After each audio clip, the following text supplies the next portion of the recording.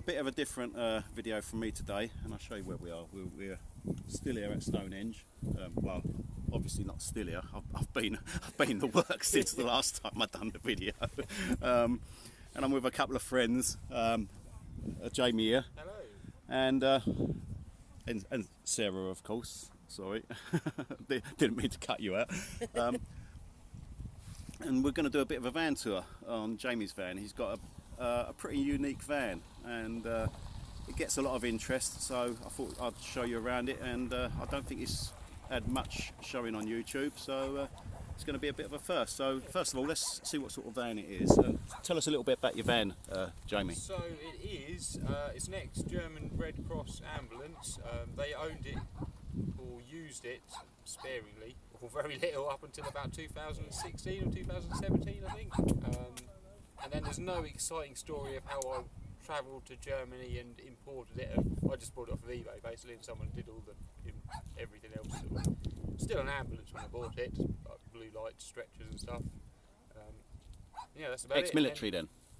It's German Red Cross, so I don't, it's not okay. really sort of military. I don't know. Red Cross is sort of it's like just like a charity, isn't it? I suppose. But right. yeah. So not German military, but yeah, Red Cross. Yeah. And was it in those colours when you got it? Yeah, so that is how it was basically, yeah, or how it was when it was used.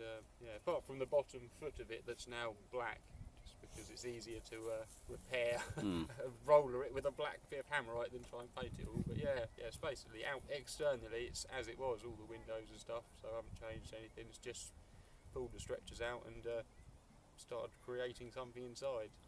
Okay. So let's go and have a look at it then. Let's grab our beers and have a wander over. So this is what we're talking about, and what is it? It's a Mercedes. It's a 507, which is actually, believe it or not, called an eco van, I believe. It's got nothing to do with the environment. It was just the cheapest model that they actually made. So it's the sort of least amount of weight, smallest engine, no power steering or exhaust brakes or anything. It's just as basic as you could get, basically. Yeah. So I guess the Red Cross probably bought those because it was the cheapest vehicle to start with. It meant they could buy more of them, I guess. Yeah. But yeah. And is it like the old the eight is it 820 and the 640s? Yeah, Has it got wooden floor? Yes. So it's the same wooden floor. So like a timber floor. It's actually, they've got like a chassis and a body.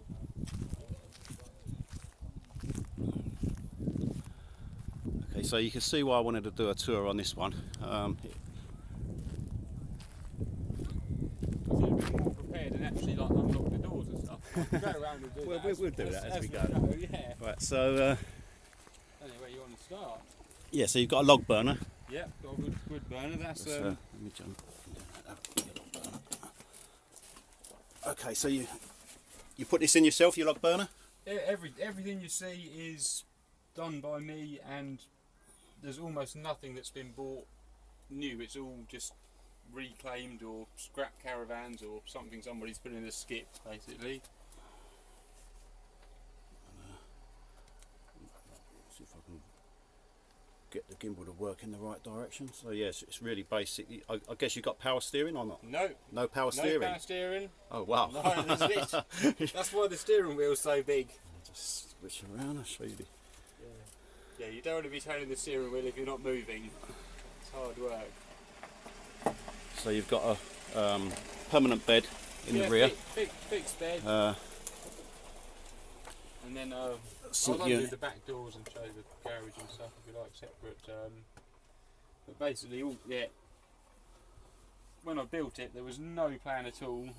I just got some push bikes because that was a main thing. I wanted to have 2 push bikes. You wanted a garage. And not have to faff around putting wheels in and stuff. I just wanted to take the bikes out and ride them, So I just put a bike in the back to see how high it was, and then thought, right, that's where the bed's going. So started to build a bed on top of the bikes.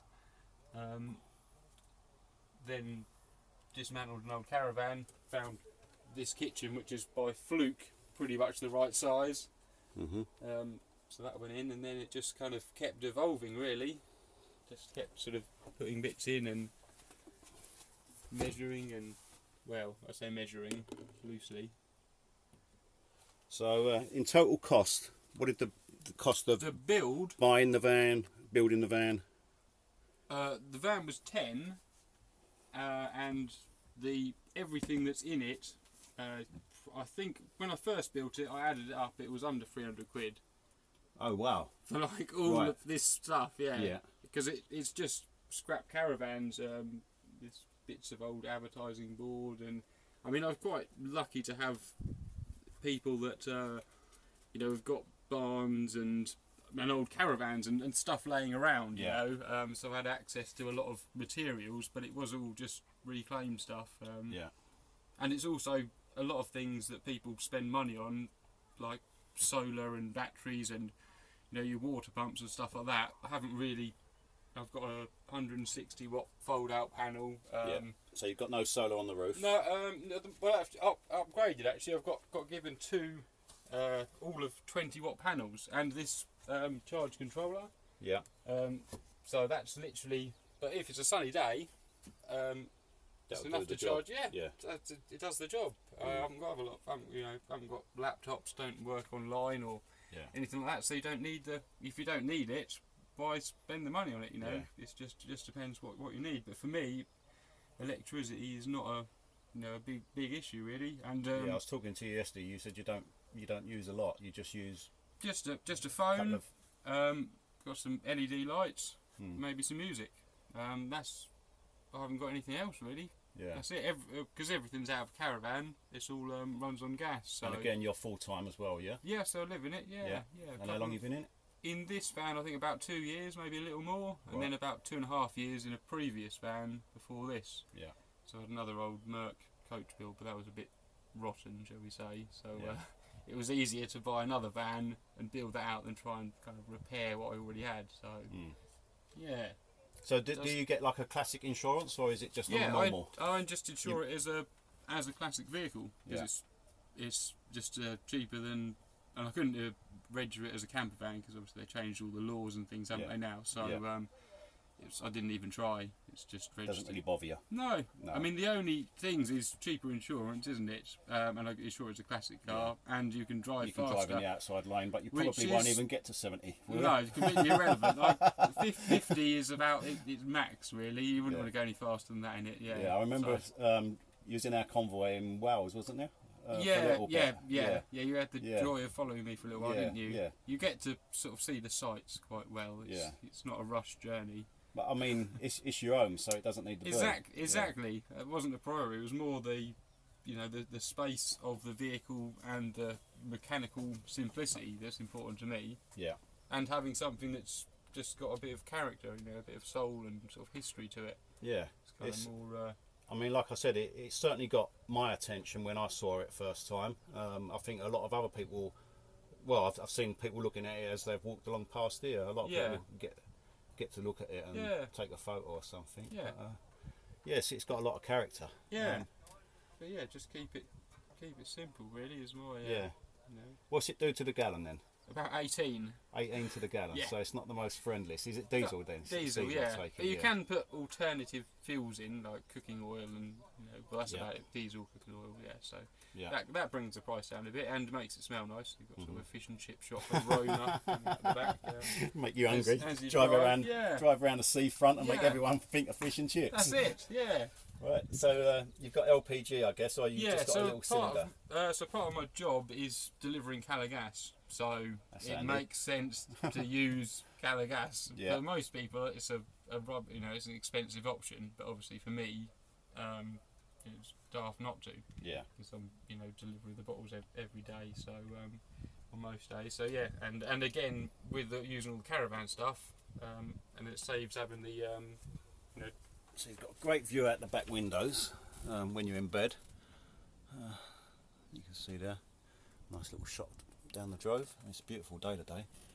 It's not bad, is it? Yeah. So you've not really gone stealth, have you? This is far from stealthy. I wouldn't say it's stealth. No, it's more the other end of the spectrum, isn't it? Yes. Yeah. So quite obvious. Does it have any advantages or disadvantages not being stealth? I think it's good for. It generates a lot more sort of reaction, which is most of the time is a nice thing, you know, because people like to see the vehicle and they're interested in things. It does generally go two ways. More often than not, people are, you know, sort of pointing and kids are waving and stuff. But you always get the minority that you get some extremely disapproving looks, but you'll always get, you know. Yeah. But generally, it's motorhome people haven't really got a good reputation at the moment. Yeah, it's a far it's definitely the minority, but generally it, you know, just generates a really good interest, and people are interested and want to sort of see and stuff, and that's nice. You know, it's nice to, you know, I just built this with somewhere to live in mind. That was all it was. It's just a space for me to live in, and I just did exactly what I wanted to do. Did you convert it whilst you was living in it? Or I was still living in my old van, so I converted this, I suppose, 75%. It was the main sort of structure of things were there. Yeah. But it wasn't finished by any means when I moved into it. Right. I didn't have. It was just lots of little things. Like I had no way of covering the windows. Yeah. Which on the first night I found was inconvenient, because you're trying to find anything you own just to. So you've got insulation. So I just. What did you use for insulation? I guess it was recycled. No, actually, I did. But that's where most of the budget went. On the in fact, all the money I spent was the insulation and some cheap laminate flooring. Mm-hmm. The insulation, most people think it's a terrible thing to use, but there is method in my madness. I used, I don't think it's like rock wool. It was called earth wool. Right. But it's not itchy, so it's not as horrible as the proper loft insulation stuff. I used that for the sole reason that the day I decided I was going to do the insulation, I just drove to B&Q or wherever it was and needed to buy insulation. Yeah. And that's what they had, and it was it's completely fire retardant. Killing me arm off. I'm just going to try and stick you there. Yeah, so the fire, being completely fire retardant was the main thing, because it's an old Merc. You will need to weld it up, and I wanted to, if I need to do a little patch of welding or something that was going to be potentially close to where the insulation was, I wanted to know that it's not going to end up on fire. Right. So that was the other part of the reason for using so it's called earth wool, but it looks just like rock wool, sort of loft insulation-y stuff. So yeah, just use that, and then that's generic sort of foil vapor barrier stuff. Although I think that was a waste of money. I should have just used polythene. So for eating during the winter, what do you use? Heating. You've got your log stove. I've got a wood burner, but do you have any backup or? I've got lots. Yeah. So basically, I've lived in a van for about 4.5 years, and it seems on average, well, I almost add an extra heating source every year, it seems. So the first couple of years in the old van, I had like the sort of caravan, like Truma gas heater, right. Which I've got one there. Okay. And I think they're brilliant, because they've got the inlet and the exhaust, which drops out the floor, so it's a completely dry heat. It's just an old-fashioned version of what you'd get in, I guess, in the motorhome. It's probably the same sort of thing as you've got in your van, but just an old-school version. Different version of it. Yeah, and it's a dry heat, and it hasn't even got a fan on it, so no 12 volt or anything needed. The only thing with that is it's just heat in one area. It doesn't. The heater's down there. You're sat there. It doesn't really circulate the heat around. So I used to just put just a USB sort of fan at the other end of the van, just to circulate the heat round. Yeah. So that's what I used for heating for the first couple of years. Then I bought the generic sort of Chinese diesel heater. Oh, sorry. So I just bought a Chinese diesel heater that's under the seat. Yeah. But because I've got so little, I've just got an old second-hand 110 amp lead acid sort of battery, which will sort of start the heater once and run it for the evening, but then after that you either need to drive the van or have a really sunny day. Right. So I didn't really use it was just kind of a backup, the diesel heater. And then so I just basically used the old Truma gas fire, and then came up with a wood burner, or sort of got given the wood burner and modified it, and since I've had the wood burner, then that's the heating. It's just so much easier, so much nicer heat. And what do you do for water? Water, really, Do you really. get hot water, or do you have to boil your water? Yeah, I've got a hot water system. Yeah. It's a kettle. It works really well. No, the water is really simple. So, old motorhome I lived in had a obviously underslung water tank. Yeah. It's a pain in the arse because if you live in the van, you barely ever end up. You don't just pull up somewhere and there happens to be a tap and a hose. And Yeah, it's never. you always end the up. perfect So setup. always ended up with a water carrier, and I'd be filling the water carrier up and then filling the van up. So I just thought, well, and the other thing was they all froze because it was underneath the van. The water pump froze. The tanks froze. It was just a nightmare. So this van, I've just got just a water carrier. It's like 25 litre and a 10 litre water carrier. I just take them out of the van, Yeah. fill them up at the tap, bring them back into the van, and there's just a push-pull tap. It's literally couldn't be any simpler. And that's not a bad method, is it? Because really, if you pulled up in a garage, you could park somewhere else and just wander over with your water container and fill it up. And you ain't Or gonna... even the 10 litre one, I can just put it in my rucksack if I want, and go off on my bike, and it's just so much easier. And the water system is just the tap with the pump, just push it up and down, and that just pipe goes into the water carrier. Mm-hmm. Just like I said, make it why make As things easy as more possible. complicated than you need it. Yeah, and you're not using no electrics or anything like Yeah, that for it. yeah, and don't need any electric.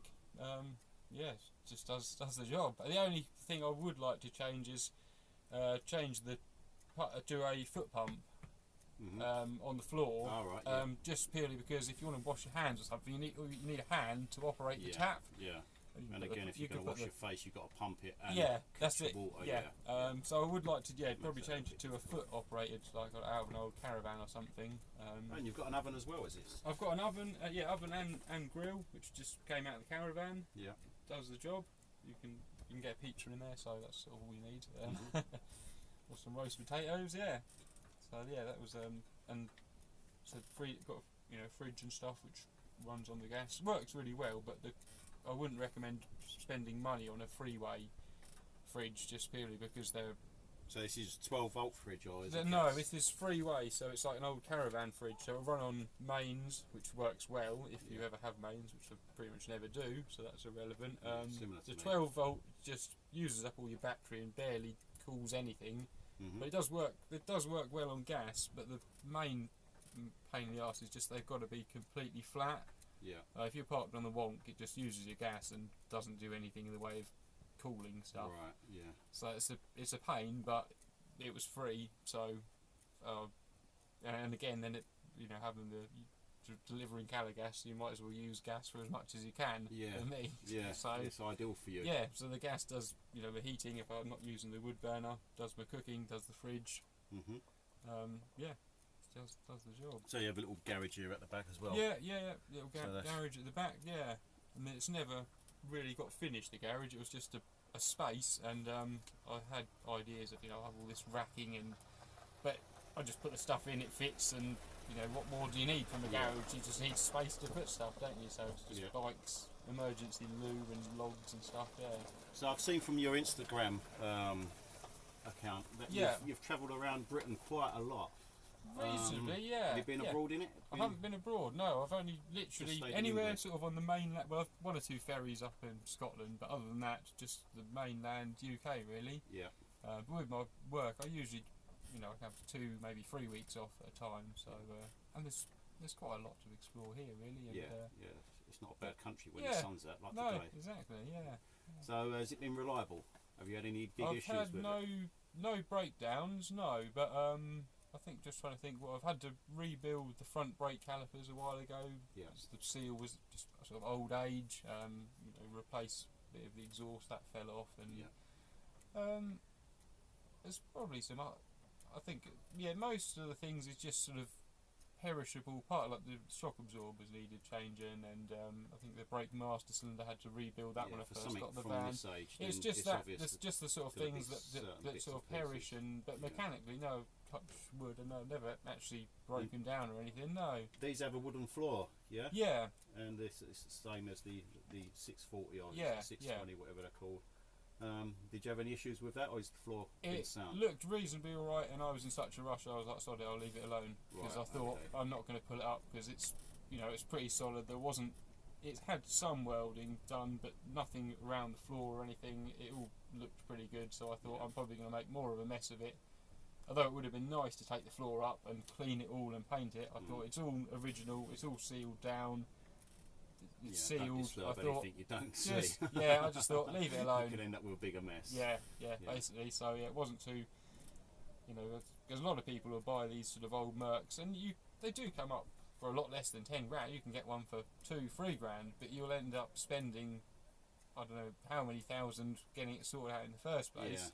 So I just thought I'll spend a bit more on the van and try and get something that's, well, the idea was to buy one that's rust free, but I think that's non-existent, so I gave up and bought this, which is the best I could find. But I just thought, and time wise as well, I thought I'm just going to spend so long welding and stuff. I thought if I can just buy something and then basically just concentrate on converting it. But I think I spent a month working on the van to sort of under sealing and sorting out the brakes and just any sort of little mechanical jobs and things. So about a month of that, and then 2 months actually fitting out the whole inside sort of thing.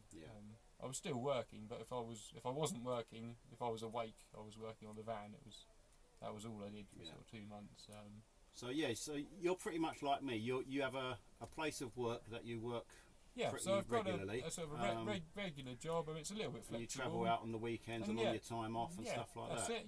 But you're based in a certain area because of your work. Based in sort of one area, and then you just sort of spend my life. So you haven't got some sort of talent with the internet where you can No, work I don't. online. Not one of these sort of like. You're not that lucky like me. No, just a regular job. Yeah. Unfortunately. But that suits me. So let's go around the outside again. Have a wander around. I'll just flip you up and show you the roof. Have a look at. You've been in here, haven't you? I'll show you the garage. Under the bonnet's quite comedy, just because of how small the engine is and how much space there is. So you've got a little skylight there, and I saw that you was up there on the roof. Have you decked the roof or something? No. It's just what I've done with the roof, which is so basically I wanted to be able to, use the roof space. But I didn't want to add a roof rack and add weight and stuff, so all I did was when I built it, you've got the metal, the sort of support to the roof, and then you've got a bit where there's no support, and the roofs are always a little bit flexible on vans, but there'll be solid points where the struts go across.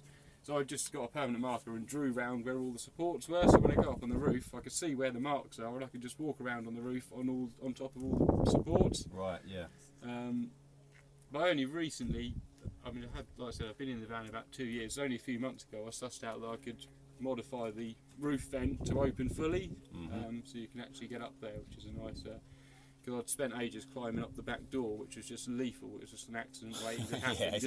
Trying to get my feet on the hinges of the back door was not the best move. So being able to get out onto the roof is nice.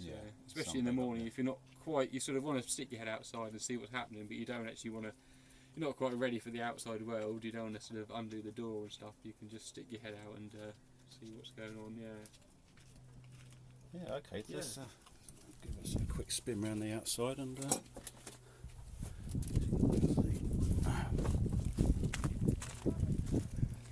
So what size engine is it? Pretty small considering the size of the van. It's a 2.4 diesel, no turbo. It's minuscule.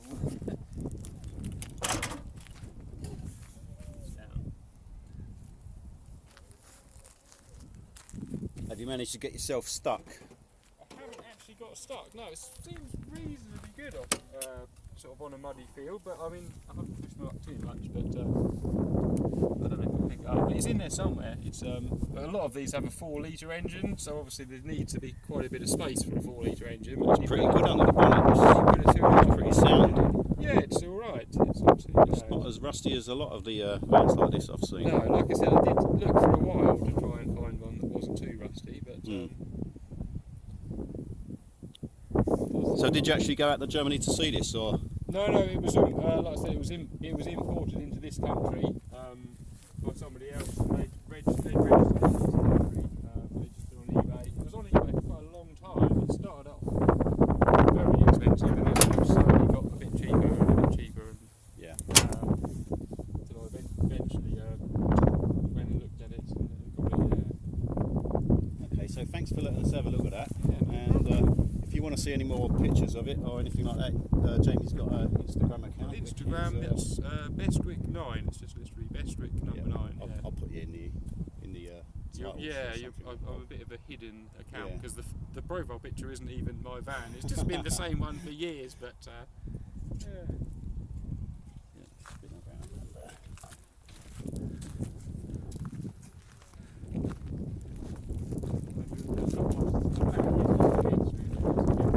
Yeah, it's got twin axle in it. Not twin axle, twin wheels at the rear.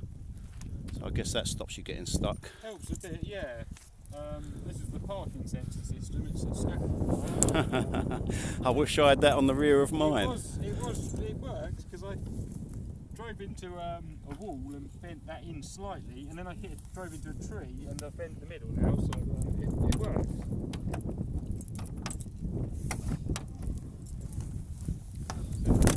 Oh, huge. Quite a fair sized garage Just as a well. mess, yeah. Wind is going to kill the audio. Lots of gas storage. You can actually fit a household like the 19 kilo caligas gas bottles in there. But that's what I use for running things. Yeah. But, I take it you've got a drop out in there. Yeah. I've done It's all sealed and. I'm always a believer of trying to do stuff cheaply, but when it comes to sort of things being safe, the gas is all proper pipe underneath, proper drop out, sealed, covered. Yeah. I think when it comes to that sort of thing, there's some things you've got to do properly. I mean, most of it was all second-hand stuff. Yeah. As long as it's done properly, it doesn't matter. It's all second-hand.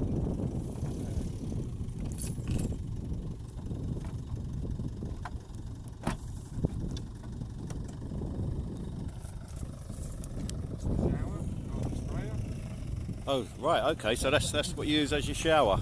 Just a simple garden spray. I mean, usually I'll just go for a swim somewhere, but if you want to have a shower, or if you want to wash the van, or if you want to wash a push bike, order the kettle twice, put it in there, pump it up, stick it on, shower. Job done. Yeah. Does the job, and you can see the very sophisticated water system. Yeah. And I see that up there you do have the carbon monoxide sensor. I've got carbon monoxide smoke. You've got to have Smoke those. and, up by my head. Yeah. So there's some things you can't miss out on.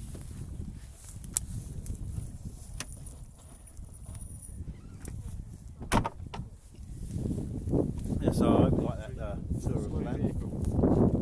Something I've got to get is definitely got to get some levelling blocks. I'm always parked on the piss. I apologise if we get stuck on the road. I do sometimes pull over after a while. Do you often get a queue behind you? Yes, the traffic is usually pretty clear in front of me, which is good. But I feel after a while I do start to feel bad, and sometimes I do pull over. But, it's nice. Yeah, it's nice. It's different. Don't rush things. So cheers for that. All right. And, have a good day. You can see we're at the Drove, yes, still, and it's a beautiful bank holiday Monday. We're all getting sunburned. It's lovely. Yeah, I've actually got sunburn on my arms. Great views of Stonehenge over there, and it's not as busy as it was yesterday. It was busier yesterday, wasn't it? Saturday and Sunday. I guess today people are sort of starting to. A lot of people that travel to get here are starting to go home, aren't they? Yeah. Which is actually what I need to do. Something. Yep, I've got a week off, so I'll be here for a couple of days longer. I think. Actually, I can't do it. I've got to work 2 days. Sorry. Let's go.